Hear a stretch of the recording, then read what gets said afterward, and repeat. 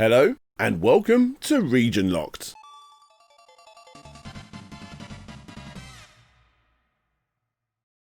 When one thinks of the arcades, Nintendo isn't normally the first name to pop up. Sure, perhaps back in the early to mid 80s, titles such as Popeye, Mario Bros, Punch-Out, and of course Donkey Kong all helped associate that big glowing red logo with the arcade industry. But as time went on, Nintendo is now considered a dominating force of the home console market. These days, Nintendo has a bit of a distant relationship with arcades, mostly relegating their name to random one-off special cabinets, and of course the Namco-made Mario Kart arcade cabinets that feature third-party characters such as Don-chan, Pac-Man, and Mamechi, to name a few, which have been showing up in bowling alleys around the world since about 2005. Other than that, almost nothing in the arcades is Mario-related. Well, at least outside of Japan, that is. Japan has seen its fair share of exclusive Mario-themed arcade games, medal games, quiz games, and Elemecha games that for the most part have never been seen on Western shores. So today, we'll be taking you on a journey through the Mario arcade games that never left Japan. One of the earliest examples of an exclusive Mario arcade game of sorts came from the company's long-running relationship with Japanese toy manufacturer Banpresto. Originally a subcontractor for Sega during the 80s, Banpresto company eventually got to work with Nintendo in 1991 with the medal game known simply as Mario World, a simple little game in which the player places bets as to where they believe their medal, aka coin or token, would land, with the hopes of hitting that big win. Plenty of obscure arcade-like attractions would follow from Banpresto, not always in game centres, but instead relegated to shopping centres and family-orientated locations around Japan. While these aren't exactly video games by the traditional sense, they are interactive forms of entertainment, and certainly could be considered a form of play. It was in 2003 that Japan would become acquainted with the first true Elemecha machine based on the Mario Party franchise, a title known as Doki Doki Mario Chance. The machine was essentially a relatively complicated pachinko-style machine that made use of imagery from the recently released Mario Party 4 home console game. Rather than twisting a dial to load up the player's ball bearings, typically the case for standard pachinko-style cabinets, this game works similar to a regular pinball machine, with the player having to pull a spring-loaded plunger to shoot medals into a slot with twisting stars getting in the way of the line of fire. It is also worth noting that an almost exact replica of the machine was released around the same time, though this one was based on the Kirby franchise instead. Banpresto continued to work on machines like the ones mentioned, as well as plenty of Japanese-only home console games, including the previously mentioned Super Robot Wars series, until they ultimately became fully merged into Bandai Namco in 2008, leaving Capcom in charge of all Mario Party arcade releases. Now, Capcom had already been working with Nintendo on a separate medal game in 2003 called Super Mario Fushigi no Janjan Land, which translates to Super Mario Ching Ching Land of Mystery. For all intents and purposes, a coin pusher machine with a Super Mario Bros. 3 art style.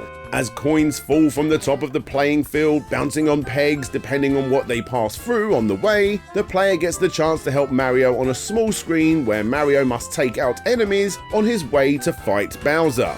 Of course, it's going to be costing the player a decent chunk of cash if they really want to defeat him, though the more enemies you do defeat in the game, the more coins drop into your playing field below, which in turn gives you more chances to gamble away your money. It would only be one more year before a sequel to this coin pusher game was released, this too also getting a sequel in 2005. These machines were called Super Mario Fushigi no Koru Koru Party 1 and 2, which translates to Super Mario Rolling Party of Mystery 1 and 2. However, these titles are not simply themed on a Mario home console game, but instead they actually act as arcade remakes for the 2003 GameCube title Mario Party 5. At their core, essentially, the games are yet again coin pusher arcade cabinets with a Mario Party game screen in the center.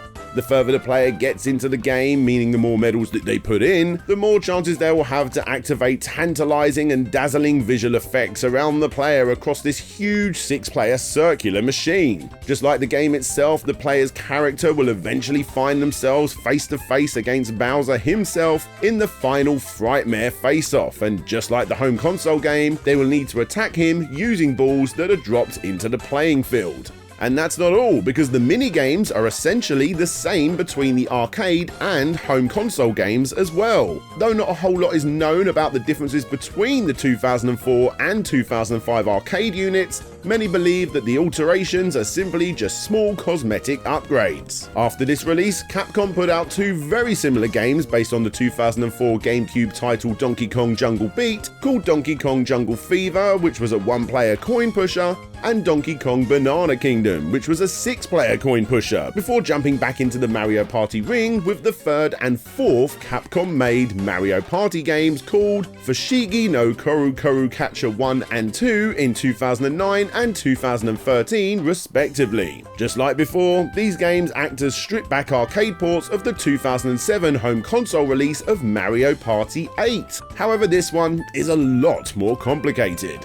Firstly, it's the same setup. The player has a coin pusher section and a screen showing the game. But unlike previous entries that forced a minigame on all players at the end of everybody's turn, in this version, a minigame will only start up if one of the 6 players land on the minigame spots. On top of this, the machine has a spinning river of coloured balls that the player is given the chance to pick up and drop into their playing field using a crane game mechanic in order to win more medals. And just like before, its sequel is a lot less well known, and besides it taking 8 players instead of 6, it is believed to be mostly simple cosmetic updates and not to have sold as well as the previous title.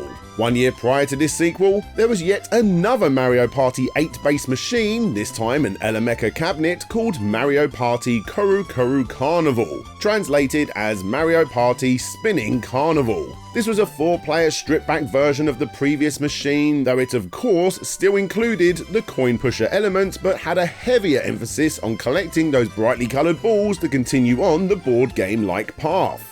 In 2011, Capcom released a top-down slot machine game based on the world of New Super Mario Bros. Wii called Super Mario Bros. Wii Coin World before the final Mario Party-themed Japanese arcade game was produced. This time, the arcade game was based on Mario Party 9 and was called Mario Party Fushigi no Chirinji Warado, translated to Mario Party Challenge World. This release actually saw the gameplay change significantly, being that of a far more roulette-orientated style of gameplay. The entire board is projection mapped from above and sees the player need to battle it out against their opponents to get to Bowser, and then collectively drop balls into the right slots together to defeat him. Each of the 6 players has their own screen assisting with the minigame side of things, and even though the game is far more luck-based than anything seen so far, this was the game that Nintendo and Capcom finally saw fit to send stateside. But with that said, sadly, the few test units that did make it didn't get any further than a couple of simple beta testing locations, mostly at trade shows.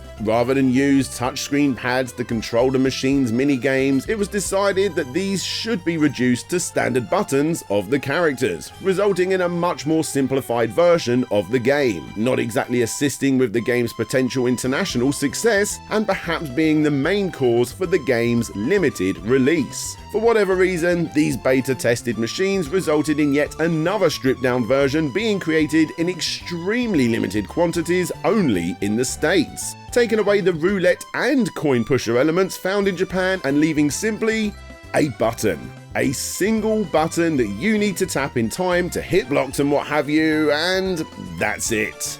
This was the game that Raw Thrills, the company who helped get the game stateside, saw as the best version to release. Very little footage of the game being played can be found online, and it is believed that fewer than 10 or possibly even fewer than 5 exist throughout the world, with no extra units being made, making this possibly the rarest Mario game ever officially released.